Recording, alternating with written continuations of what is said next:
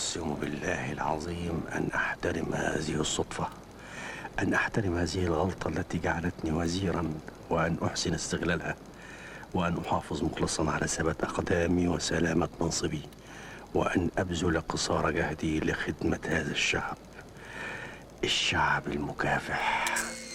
بيتقال عن الصدفة كلام كتير، زي إنها ممكن تيجي بنتائج لينا أحسن من اللي إحنا مرتبين ليها، أو إنها بتكون خالية من الظروف. لكن صدفة تخلي من شخص وزير؟ ده اللي حصل مع رأفت رستم في معالي الوزير. معالي الوزير هو فيلم قدمه لينا أحمد زكي، وهو من كتابة وحيد حامد وإخراج سمير سيف. فيلم معالي الوزير كل اللي اتفرج مننا عليه كان بيفكر كتير هو ايه سر الكوابيس اللي كانت بتراود شخصية رأفت رستم او معالي الوزير طول الفيلم. في الحقيقة ان ورا كل كابوس من دول كان بيحاول الكاتب والمخرج ان هم يوضحوا لينا لغز من الغاز شخصية رأفت رستم، وايه هو سبب الظروف العبثية اللي هو بيعيش فيها. فهنلاحظ مع الحلم الاول لمعالي الوزير بان هو اتقبض عليه من فيلته، وده بعد فصله من عمله الوزاري، وان هو بيتحقق معاه في النيابة. هنلاحظ هنا ان معالي الوزير كان رافض انه يتقبل الواقع، وهنلاحظ كمان ان لغة جسده في المشهد هنا كانت واخدة موضع القوة، وهو انه كان قاعد وحاطط رجل على رجل اثناء ادلائه بالاعترافات. لكن ان المخرج هنا كان موظف الاضاءة في المشهد بانها تقول لينا ان قد ايه معالي الوزير بيراوغ في الاعترافات، وده من خلال انه وضع مروحة تحت مصدر الاضاءة، ولف ودوران المروحة بيعود بطبيعة الحال على مراوغة رأفت رستم في الاعترافات. ومع سير الاحداث في الفيلم هنلاحظ ان قد ايه شخصية رأفت رستم ما عندهاش اي مبادئ في سبيل الحفاظ على مكانته وعلى سلطته وعلى ظهوره الاعلامي في المجتمع. وده اللي بيظهره لينا مشهده مع رئيس الوزراء السابق حسين الأحمدي، واللي هو اتعين في وزارته عن طريق صدفة في تشابه الأسماء. وإن قد إيه معالي الوزير بيمارس هنا في المشهد سلطته ونفوذه الحالية في إن هو يسكت رئيس الوزراء السابق عن إنه يتفوه عن الواقعة دي.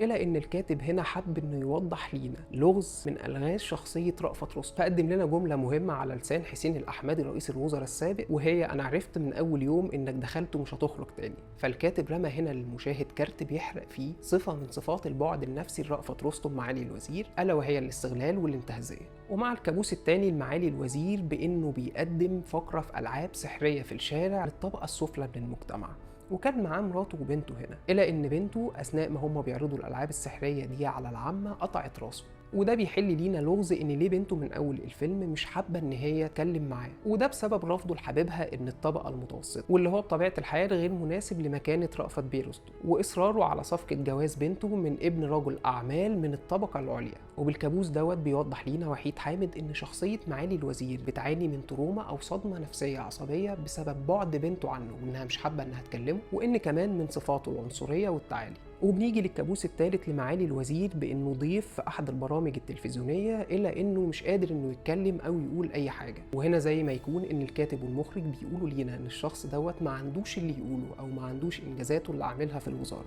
وانه مش قد منصبه. وكمان مش محددين هنا هو وزير لاي وزاره، وده نوع من انواع الافلات الرقابي من صناع العمل.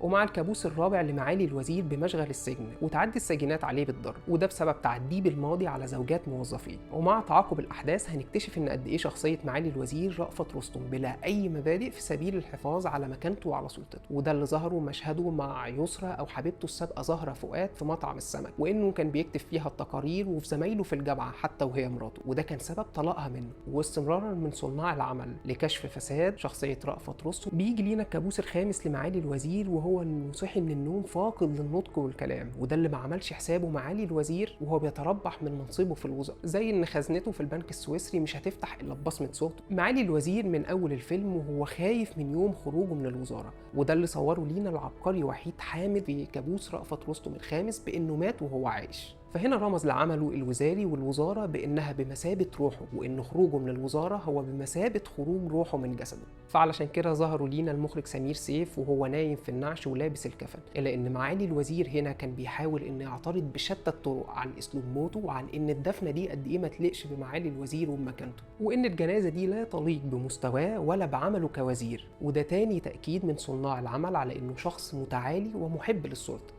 ومع قتل معالي الوزير لشخصية عطية عصفور، وهي الشخصية اللي هتلاقيها جنب صاحب أي منصب للحفاظ على كرسيه، هنا بيبان تجبر شخصية معالي الوزير، وإنه فعلا لمجرد حلمه أو تخيله بإن الشخص دوت ممكن يفضحه في المستقبل ويضر بعمله أو سمعته، فلازم يكون مصيره الموت. إلى إن نهاية الفيلم جت باختلاط الأحلام بالواقع على معالي الوزير، وإنه كان شايف كل الاجتماع في الوزارة إنه شخص واحد وهو عطية عصفور المساعد السابق ليه، وإن الجبروت والافتراء كانوا سياسة خاطئة للحفاظ على منصبه.